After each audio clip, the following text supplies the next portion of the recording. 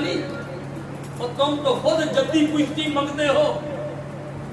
انگریزوں کے کتنے بہلا کے چودراہٹے چمکاتے ہو، اس کی بارگاہ میں جاؤ جو خود سردار ہے، جس کے نواسے سردار ہیں، جس کے صحابہ سردار ہیں، ان کی بارگاہ میں جاؤ جو جدی پشتی خود سردار ہیں، اور جو ان کے قدموں میں منگتا بھی چلا جائے وہ پھر منگتا نہیں رہتا، اس منگتے کو بھی سردار بنتا۔ حضرت نے کہا کہ جو تیرے گھر سے یار ملتے ہیں، یہ تو دنیا نے دیکھا ہوگا، بے شک داڑھی رکھی ہوئی کیوں نہ ہو، بے شک آواز بڑی خوبصورت ہی کیوں نہ ہو، بے شک بڑی اچھی تقریریں کیوں نہ کرتا ہو، لیکن سرکار سے پھر گیا نا۔ حضرت نے کہا جو تیرے در سے یار پھرتا ہے در بدر کوئی یار پھرتا ہے، حضور آپ کے در سے جو پھر گیا وہ جتنا بڑا کیوں نہ ہو وہ پھر خوار ہوتا ہے۔ یہ بات حضرت کا یہ شعر ذہن پہ رکھیے گا، تقریر میری ختم اس پہ ہوگی۔ جو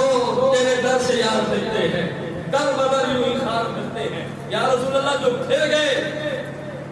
وہ تو خار ہو گئے،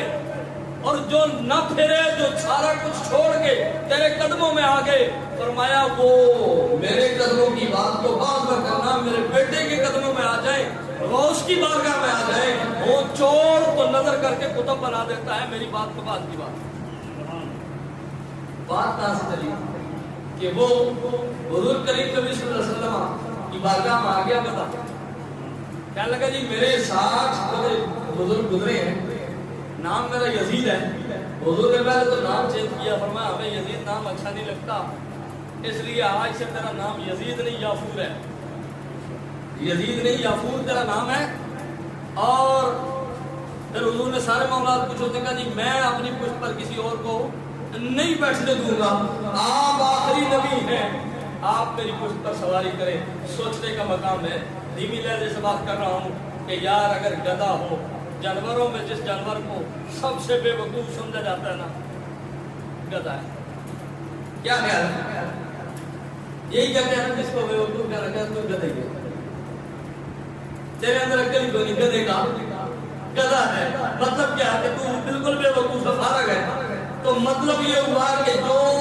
عقلو پیدل ہو اس کو گدھا کہتے ہیں۔ اس گدھے نے بھی بتایا کہ عقلو پیدل ضرور ہے لیکن حضور کے غدار نہیں ہے، اس لیے ہم بھی حضور کو آخری نبی مانتے ہیں۔ یار اگر گدھا حضور کو خاتم النبیین جانتا بھی ہے، پہچانتا بھی ہے، تو پھر اس دو ٹانگ والے کو کیا کہا جائے جس کو ختم نبوت کا مسئلہ پھر بھی نہ سمجھ آئے، جو گدھے کو سمجھ آ گیا۔ یہ امام سیوطی نے بات دیکھی، ہمارے کو اپنی طرف سے تو کی نہیں، اور امام سیوطی کوئی ایسا بندہ ہے نہیں جو جہاں کیا ہی وہاں کی بات دی۔ اگر گدھے کو یہ بات سمجھ آ گئی کہ حضور آخری نبی ہے تو اس کا مطلب یہ ہوا کہ ختم نبوت کا ایسا مسئلہ ہے کہ اگر ہو انسان اور اندر انسانیت موجود ہو، صرف لیبل کا انسان نہ ہو، تو پھر یہ مسئلہ سمجھنے میں اسے دیر نہیں لگتی، کیونکہ جس مسئلے کو جانوروں میں سب بے وقوف ترین جانور سمجھ گیا ہے، انسان کو سمجھنے میں کہاں دیر لگتی ہے۔ دوسرا سوال